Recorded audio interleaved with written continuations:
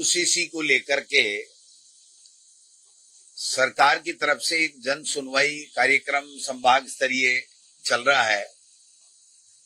जब हमने वो चिट्ठी देखी और राजनीतिक दलों को जब चिट्ठी प्राप्त हुई तो हमने पता लगाया कि भारत सरकार से एक चिट्ठी आई है। राजस्थान सरकार को इस चिट्ठी की पालना करनी है और वो इसलिए करनी है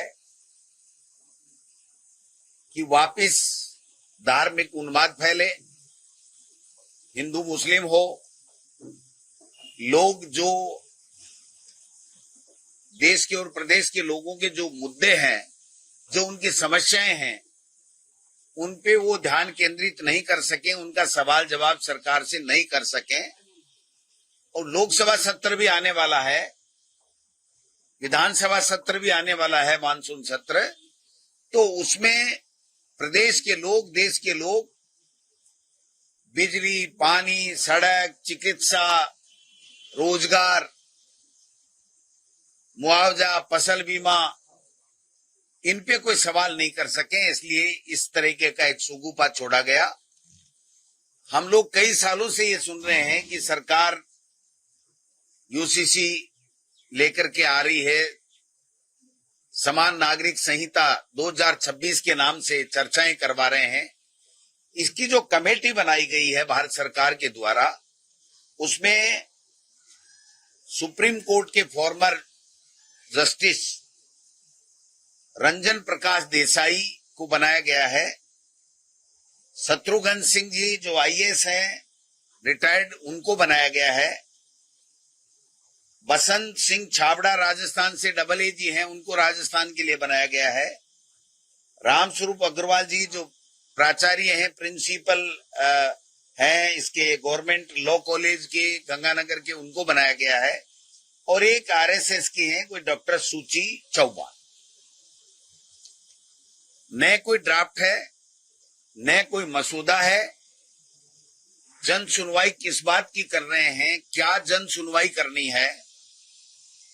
मैं समझता हूं कि ये पूरा का पूरा खेल राजस्थान और देश के अंदर हमारी सामाजिक समरसता को चोट पहुंचे, लोग बाग धार्मिक उन्माद में आ जाएं और इनकी राजनीतिक रोटियां सीख सकें और इनके ऊपर कोई जवाबदेही किसी भी बात की, गवर्नेंस की नहीं आए, इस तरीके से काम कर रहे हैं। ये एक महान कमेटी इन्होंने बनाई जो सारे आरएसएस के लोग हैं और उत्तराखंड, मध्य प्रदेश, गुजरात, छत्तीसगढ़, वेस्ट बंगाल, इवन राजस्थान, यही कमेटी काम कर रही है। तो भाई पूरे देश में, फिर देश में बना करके देश में ही कर लेते। आप हर स्टेट में क्यों भेज रहे हो उसको? जो हमारा फेडरल सिस्टम है उसके ऊपर आप चोट पहुंचा रहे हो। मैं यही कहना चाह रहा हूं, ये 2/3 मेजोरिटी और संविधान संशोधन क्या करना चाहते हैं, ये सवाल आज वापस प्रमुख हो गया है। इनको वोट का अधिकार छीनना है, इनको आरक्षण छीनना है, इनको एजेंसियों का पूरा सुपर पावर अपने आप को प्राप्त करना है। कोई आवाज नहीं उठा सके, मीडिया की स्वतंत्रता को खत्म किया जा सके, लोगों की बोलने की आजादी छीने, समानता का अधिकार छीने और जो धर्म निरपेक्षता हमारे संविधान की मूल आत्मा है, वो भी उस संविधान से धर्म निरपेक्षता सब हटे, इस तरीके की सोच के साथ में ये लोग बाग आगे बढ़ रहे हैं।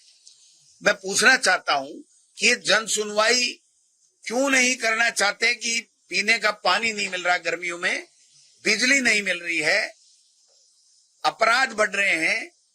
भरतपुर के अंदर इस पिछले 2 साल में सैकड़ों अपराध हुए हैं। आज से 4 दिन पहले भी आपने पता होगा, एक व्यापारी की हत्या हो गई है, जहां से मुख्यमंत्री जी का खून का वो गृह जिला है। हालांकि वो चुन करके तो सांगानेर में आए हैं, और सांगानेर की क्या स्थिति है, यहाँ भी कितने अपराध हो गए, कितने मर्डर हो गए, कितने गड्ढे सड़कों पे पड़े हुए हैं, लोग कितने परेशान हैं, उनकी कोई बात करने वाला नहीं है। हर 7 दिन के अंदर मुख्यमंत्री जी को दिल्ली जाकर के हाजिरी देनी पड़ती है। कभी किसी मंत्री की शिकायत करनी है, कभी किसी अधिकारी की शिकायत करनी है, कभी डांट सुननी है, कभी कोई भेंट करना है। मेरे समझ में नहीं आ रहा ये हो क्या रहा है। 2.5 साल से इस राजस्थान में चल क्या रहा है। जितना एक मुख्यमंत्री 5 साल में हेलीकॉप्टर या चार्टर्ड प्लेन यूज नहीं करता, उससे ज्यादा तो हमारे मुख्यमंत्री ने 2 साल में कर ली। और भागीरथ बन गए अपने आप ही कि मैं तो भागीरथ हूं, पानी ले आया। अरे पानी लोगों के आंखों में आंसू के रूप में पानी आ रहा है, कहां ले आए आप पानी? क्या स्थिति है? मानसून समय पे आ नहीं रहा है। 2 साल तो यही कहते रहे कि भजन लाल जी हैं तो बरसात बहुत बढ़िया है। कहां है वो बरसात? किसान बड़े परेशान हो रहे हैं। तो ये जो समस्या है, इनके ऊपर अगर सुनवाई करती है सरकार, कोई भी कमेटी, चाहे कलेक्टर हो चाहे संभागीय आयुक्त हो, तो कांग्रेस पार्टी वहां जाकर के लोगों के साथ में उनकी समस्याओं के समाधान के लिए वो मुद्दे उठाते। लेकिन हमें मजबूर होकर के ये कहना पड़ा कि ये चाहते हैं कि हम लोग वहां जाएं और कुछ लोग भारतीय जनता पार्टी और आरएसएस के लोग आ जाएं, फिर आपस में वहां विवाद हो, एक दूसरे की नुक्ताचीनी हो और हिंदू मुस्लिम और दूसरे तरीके की बातें करके, और ये पूरे प्रदेश में नफरत का माहौल फैलाना चाहते हैं, पूरे देश में नफरत का माहौल फैलाना चाहते हैं। इनको चाहिए कि किसानों की आमदनी की दुगुनी की जो बात की थी, लोगों को रोजगार की जो बात की थी, विदेश नीति की बात की थी, मैं समझता हूं उसके ऊपर तो कोई चर्चा ही नहीं है। आर्थिक नीति की बात थी, उसपे कोई चर्चा नहीं। और बड़े बड़े जो मंत्री इनके हैं, उनका पूरा का पूरा उनका हमारे अलवर सांसद का पूरा स्टाफ पूरा का पूरा चेंज किया जा रहा है। अरे भाई, आधे से ज्यादा तो मोदी जी आपके मंत्रियों को चेंज करने की, इनको बर्खास्त करने की आवश्यकता है। और 1 दर्जन तो यहां है जिनकी अमित शाह क्लास लगा रहे हैं, जिनको डांट फटकार रहे हैं कि तुम भ्रष्टाचार में लिप्त हो गए हो, तुम्हारी गवर्नेंस में कोई रुचि नहीं है, तुम गवर्नेंस ले ही नहीं सकते, उनको नहीं हटा रहे। और इस तरीके का माहौल बना करके इस प्रदेश को अशांत करना चाहते हैं। इसलिए मैं कहना चाहता हूं इस डबल इंजन की सरकार को कि आप ट्रस्टी हो, आप मालिक नहीं हो, मर्जी जैसे नहीं कर सकते हो। आप महाराष्ट्र में एमपीओ को तोड़ रहे हो, पश्चिम बंगाल में पार्टियों को तोड़ रहे हो, एमपीओ को ले जा रहे हो, एमएलए को ले जा रहे हो, लोगों को प्रलोभन दे रहे हो। इस संविधान की जो आत्मा है, जो दल बदल कानून हमारा लागू किया गया था, उसकी धज्जियां उड़ा रहे हो।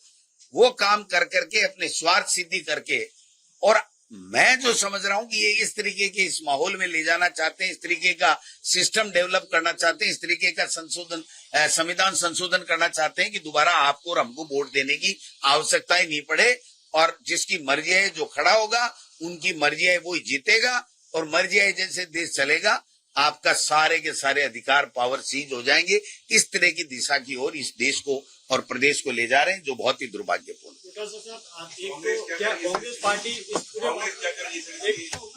अभी तो हमने ये कहा है कि इस दो धार्मिक उन्माद फैलाना चाहते हैं, जो भाई को भाई से लड़ाने की बातें कर रहे हैं, जो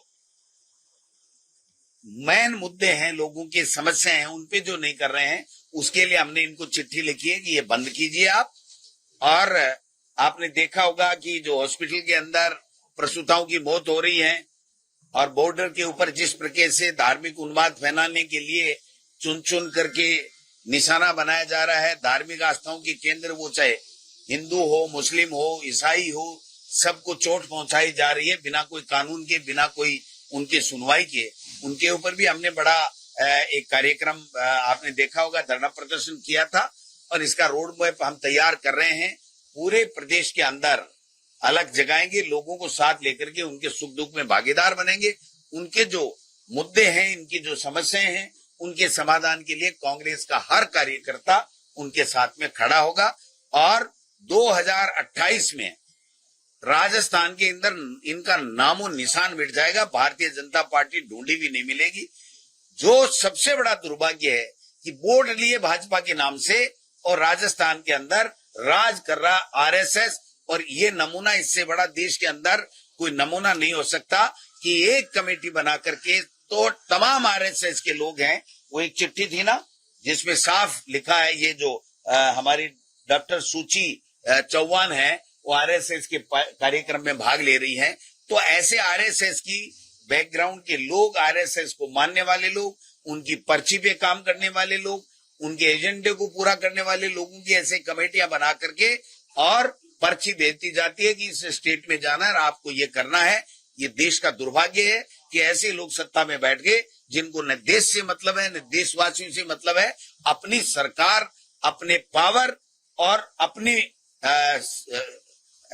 जो सदारत से मतलब है, इसके अलावा कोई मतलब। क्या कलेक्टर यूसीसी को लेकर जन सुनवाई कर रहे हैं? क्या कांग्रेस पार्टी अपने प्रतिनिधि भेज रही है? नहीं भेज रहे हैं। हम जा करके वहां अगर कोई जा रहा है तो ये कह रहे हैं कि आप किस हैसियत से कौन से ड्राफ्ट पे चर्चा कर रहे हो। आज जो पेन ड्राइव लेकर के जो पीपीटी लेकर के आए हो, इस पे हम लोग कोई चर्चा नहीं करेंगे। हमें आप बताइए, लोग परेशान हैं, खाद बीज सही नहीं मिल रहा है, पूरा का पूरा जो है समय पे भी नहीं मिल रहा है, लोग परेशान हैं, किसान परेशान हैं, कहीं बरसात नहीं है, कहीं ज्यादा बरसात है, कहीं अपराध बढ़ रहे हैं, कहीं बच्चों स्कूल में बच्चे नहीं हैं, कहीं बैठने के लिए भवन नहीं है, कहीं टीचर नहीं है।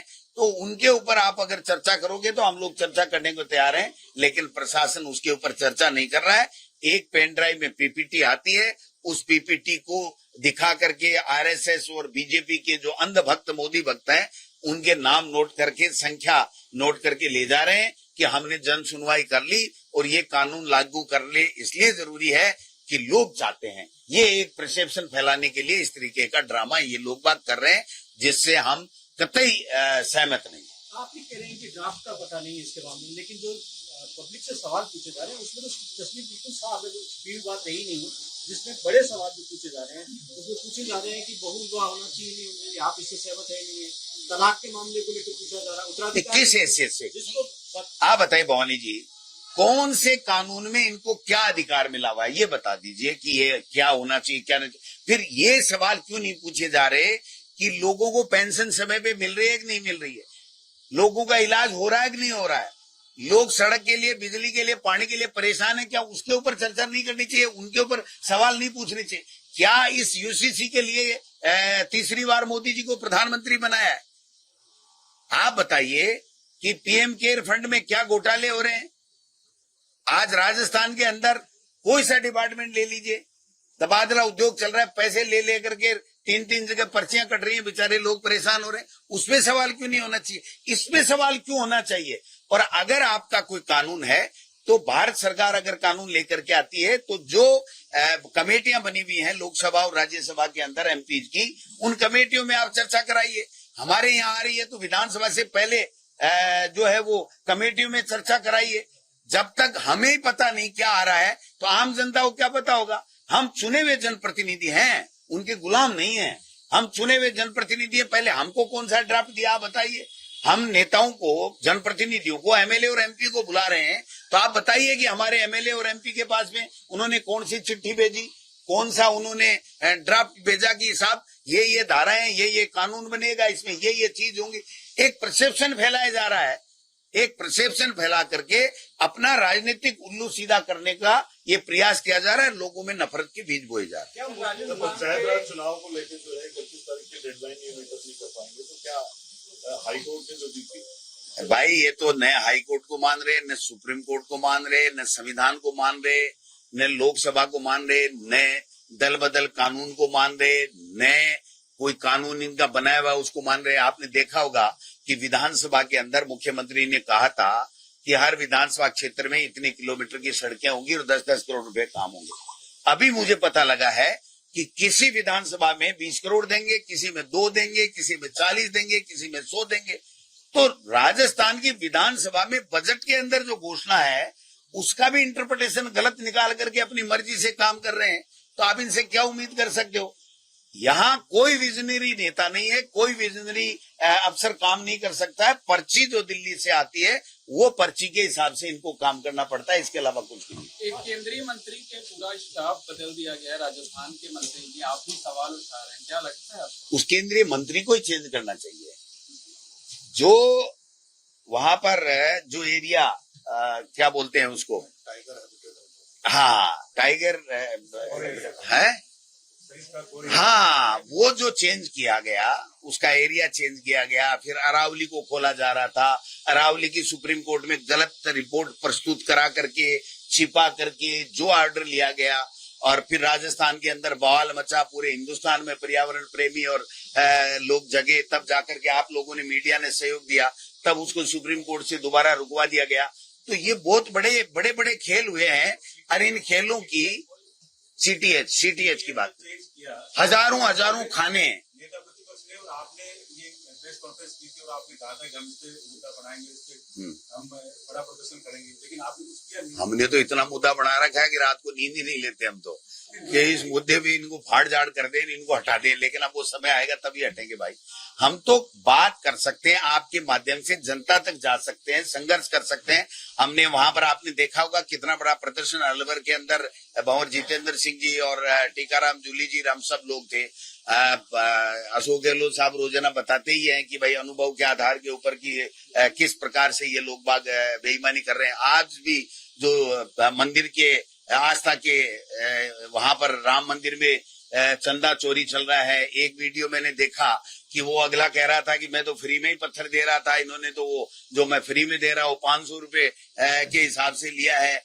तो ये तो बहुत लंबा चल रहा है, किसी को हटा रहे हैं, किसी को ला रहे हैं, पता नहीं पूरा का पूरा ही गड़बड़ जाला। पहले तो जब आडवाणी जी एक्टिव थे तब तो घाघरा लुगड़ी वो पहन पहन के नाच के ईंटों के नाम से चांदी, फलान, ढीगड़, कपड़े, पता नहीं क्या क्या लिया था। वो कहाँ गया आज तक किसी ने बताया नहीं। और अब राम मंदिर के नाम से कितना चोरी हुआ है, भोग में चोरी, निर्माण में चोरी, जमीन में चोरी, पता नहीं कितने कितने, ये तो छोटे छोटे कहां से इकट्ठे हो गए पता ही नहीं चल रहा। और ये भगवान श्री राम के नाम से और हिंदुत्व के नाम से सत्ता में आने वाले लोग पूरा का पूरा चोरी के काम में लगे हुए हैं। और ऊपर से सीना जोरी हो रहा है कि हम ही रहेंगे, आपको नहीं आने देंगे, लोकतंत्र नहीं रहेगा। क्या मंत्रियों के स्टाफ में ऊपर का दखल है? अब मंत्रियों के स्टाफ का तो पता नहीं, गजेंद्र खीव सिंह जी के वो लेगा क्या है, लेगरी क्या, अब नाम ही अब और फिर गड़बड़ हो जाएगा। वो बलवंती बोल देता हूँ। लेकिन तो बलवंत जी जो थे वो पहले तो उनके ऐसे रहे, फिर उनको स्टेट बेवरेज में उसमें दारू वाले काम में लगाया गया, और अब कह रहे हैं उनको सस्पेंड कर दिया। मैं तो कह रहा हूं भाई, ऐसे चोटों को लगाया ही क्यों तुमको बर्खास्त करना पड़े। और 360 डिग्री के ऊपर परीक्षण करके लगाया था इनको। वो पंत साहब तो अब चले गए, इस दुनिया से नहीं, यहाँ से राजस्थान से चले गए, दुनिया में तो हैं, अभी सेंटर में नौकरी कर रहे हैं। आप कल को ये समझो कि भाई चले गए, डोटासरा ने क्या बोल दिया, ऐसा नहीं है। लेकिन वो बार बार कहते थे कि मैंने 360 डिग्री परीक्षण करके ईमानदार अधिकारी लगाए हैं। और वो ईमानदार तो छोड़ो, वो खुद ही ईमानदार था, क्या था, बीच में भागना पड़ा है। और उनके जो लगाए हुए, उनके जो चमचे थे वो बर्खास्त हो रहे हैं, सस्पेंड हो रहे हैं, चोरी में पकड़े जा रहे हैं। और उधर मुख्यमंत्री जी कह रहे हैं वो मगरमच्छ पकड़ रहे हैं, मगरमच्छ पकड़ रहे हैं, मगरमच्छ पकड़ रहे हैं। ये मगरमच्छ तो तुम्हारे इर्द गिर्द होके चोरीवाड़ा कर रहे हैं, इनको रोको। राज्य निर्वाचन आयोग ने पंचायती राज विभाग को पत्र लिख के कहा है कि अगर चुनाव के लिए हमको जो डेटा दे दोगे उसके 90 दिन में हम करा पाएंगे, और कोर्ट से मियाद बढ़ाने की। अब सुन लो मेरी बात, ये स्पष्ट बात है कि ये कोर्ट के आदेश को नहीं मानते बीजेपी के लोग, ये संविधान को नहीं मानते, जुडिशरी को नहीं मानते। आपसे कोई सवाल नहीं लेंगे, जैसे मैं ले रहा हूं वैसे एक दिन मुख्यमंत्री ले जाए ना, तो पोत सामने आ जाए, कौन कितने पानी में, आपको सबको पता लग जाए।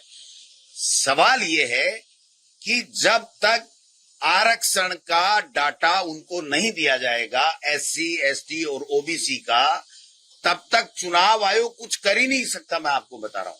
और उनके पूरा राज्य सरकार की तरफ से कैबिनेट में पास करा के SC, ST और OBC का एक एक इकाई वाइज जब ये सर्वे दे देंगे, उसके बाद में चुनाव आयोग को मिनिमम एक चुनाव कराने के लिए, नगर निकाय का चुनाव कराने के लिए मिनिमम 45 दिन चाहिए, और पंचायत राज का कराने के लिए 45 डेज चाहिए। एक साथ दोनों हो नहीं सकते।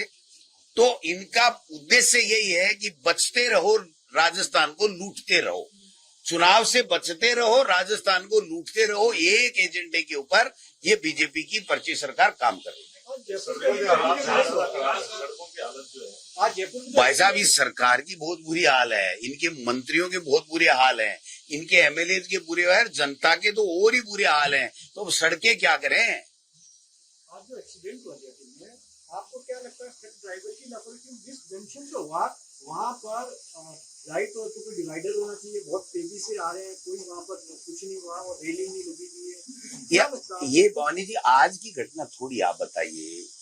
एक टैंकर में आग लग गई, कितने लोग मर गए, आईसीयू में आग लग गई, जैसलमेर में, जोधपुर में वहां बस में आग लग गई, रोजाना मर्डर हो रहे हैं, भरतपुर में हो गया, जोधपुर में हो गया, यहाँ पर हो गया, बजरी माफिया जो है पुलिस वालों को मार रहे हैं, यहाँ सीएम के काफिले में चलने वाले लोग ही लोगों पे गरम तेल उडेल रहे हैं। एक एएसआई की पहले हत्या हो गई। ये तो मैं कह रहा हूँ सरकार नहीं सर्कस है और पोपा भाई का राज है। इनको तो कोई लेना देना ही नहीं है।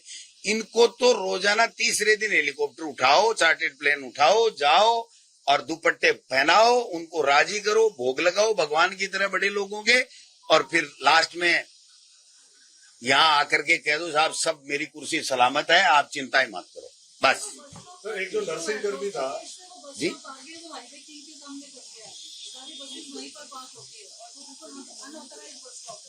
वो हत्या है और जो सिस्टम में लापरवाह लोग हैं उनकी जिम्मेदारी तय करके उनके खिलाफ एफआईआर लॉन्च करनी चाहिए, उनके जेल के सलाखों में डालना चाहिए। सर संविदा कर्मी नर्सिंग कर्मी ने आत्महत्या की थी, उसकी पत्नी ने आज जहर खा लिया, लोग आरोप लगा रहे हैं कि तो जो है न्याय नहीं दिया गया, जिस हिसाब से उस दिन बात की साहब सैकड़ों है तो एक गोविंद डोटासरा क्या क्या कर लेगा। आप बताओ, आप सहयोग करो थोड़ा सा इस काम में तो इनको उखाड़ फेंकें। अब हम तो वो लोग तो है नहीं कि महाराष्ट्र में एमपीओ को जैसे उठा दिया, महाराष्ट्र में सरकार गिरा दी, मध्य प्रदेश में सरकार गिरा दी। आपके राज्य की खबरें, आपके शहर की खबरें सबसे पहले जानने के लिए देखते रहें अमर उजाला। चैनल को सब्सक्राइब जरूर कर लें और पाएं हर अपडेट।